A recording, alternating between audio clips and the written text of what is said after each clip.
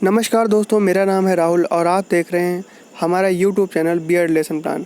तो lesson plan के series में आज हम लेकर हाजिर हैं सामाजिक विषय के अंतर्गत एक लेसन प्लान जिसका प्रकरण है प्रधानमंत्री के अधिकार एवं कार्य, जो कि उप विषय नागरिक शास्त्र के अंतर्गत आता है।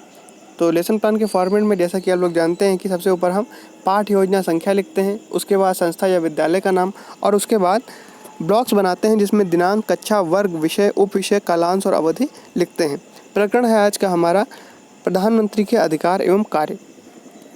सामान्य उद्देश्य हम लोग जानते हैं कि हम लोग प्रारंभ के ही कुछ लेसन प्लान में लिखते हैं, तो यहाँ पर पूर्ववत लिखा हुआ है। तो चलिए देख लेते हैं क्या है हमारे सामान्य उद्देश्य। तो पहला है विद्यार्थियों में लोकतांत्रिक नागरिकता का विकास करना। दूसरा है विद्यार्थियों में राष्ट्रीय एवं अंतर्राष्ट्रीय दृष्टिकोण का विकास करना। तीसरा है विद्यार्थियों में भावनात्मक एकता एवं नागरिकता का विकास करना। चौथा है विद्यार्थियों में आदर्श चरित्र का निर्माण करना। पांचवा है विद्यार्थियों में प्रजातंत्र के लिए दृढ़ विश्वास विकसित करना। छठा है विद्यार्थियों की मानसिक शक्तियों एवं वैज्ञानिक दृष्टिकोण को विकसित करना।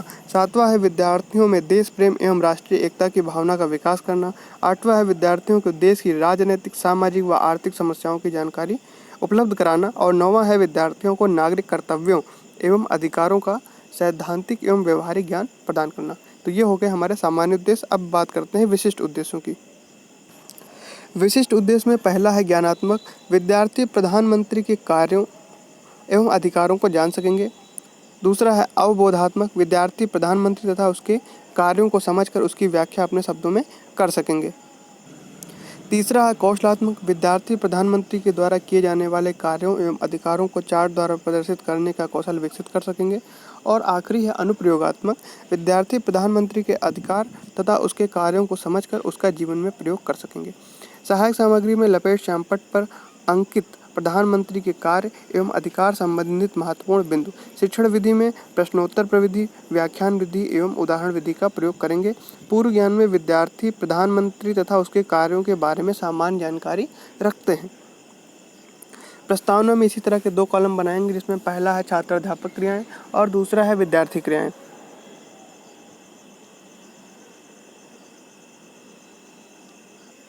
तो पहले में लिखेंगे, पहला प्रश्न है कि स्वतंत्रता पूर्व भारत में किसका शासन था। उत्तर में लिखेंगे अंग्रेजों का। दूसरा है अंग्रेजों के बाद भारत में किसका शासन आया। तो उत्तर में लिखेंगे प्रधानमंत्री का। तीसरा है कि प्रधानमंत्री द्वारा मंत्रिपरिषद की मर्जी के हिसाब से निर्णय लेना क्या कहलाता है। तो उत्तर में लिखेंगे कि प्रधानमंत्री का कार्य एवं अधिकार। चौथा प्रश्न है कि प्रधानमंत्री के अधिकार क्या हैं। तो यह हो जाएगा समस्यात्मक प्रश्न।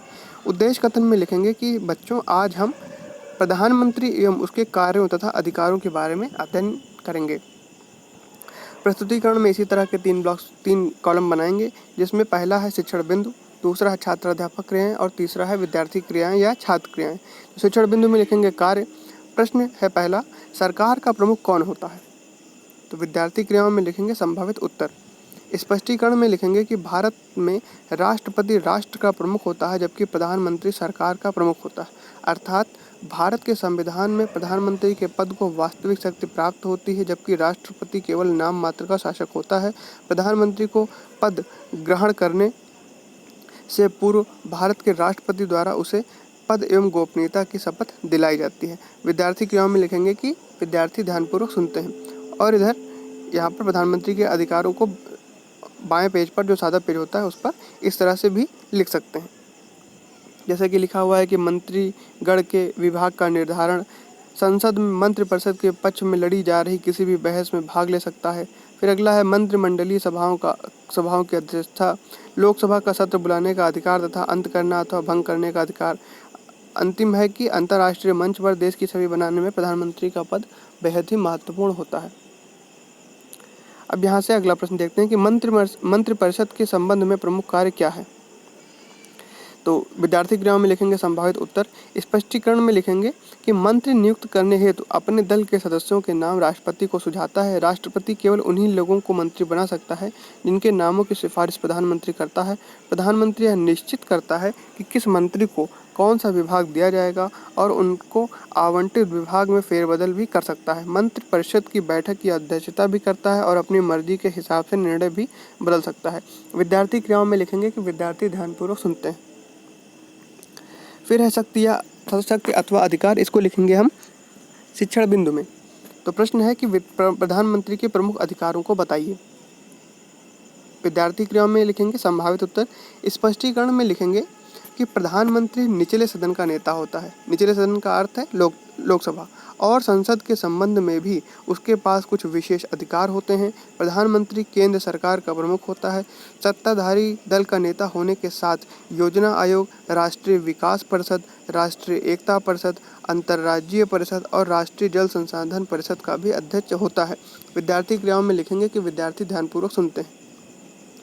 आपातकाल के दौरान राजनीतिक स्तर पर आपदा प्रबंधन का मुखिया होता है। प्रधानमंत्री की सलाह पर राष्ट्रपति भारत के नियंत्रक एवं महालेखा परीक्षक, भारत के महान्यायवादी, संघ लोक सेवा आयोग के अध्यक्ष एवं सदस्यों की नियुक्ति करते हैं।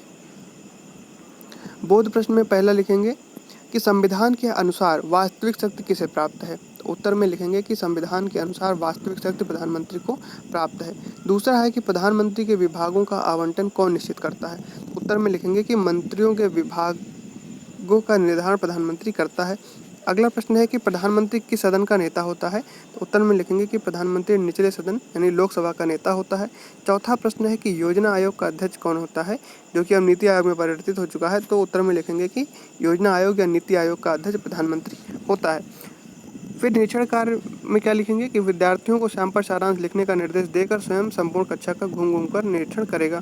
मूल्यांकन प्रश्न है कि प्रधानमंत्री को पद एवं गोपनीयता की शपथ कौन दिलाता है। दूसरा प्रश्न है कि मंत्रिमंडलीय सभाओं की अध्यक्षता कौन करता है। तीसरा प्रश्न है कि किसकी सलाह पर राष्ट्रपति महान्यायवादी की नियुक्ति करता है। और चौथा प्रश्न है कि अंतर्राष्ट्रीय स्तर पर देश की छवि कौन बनाता है।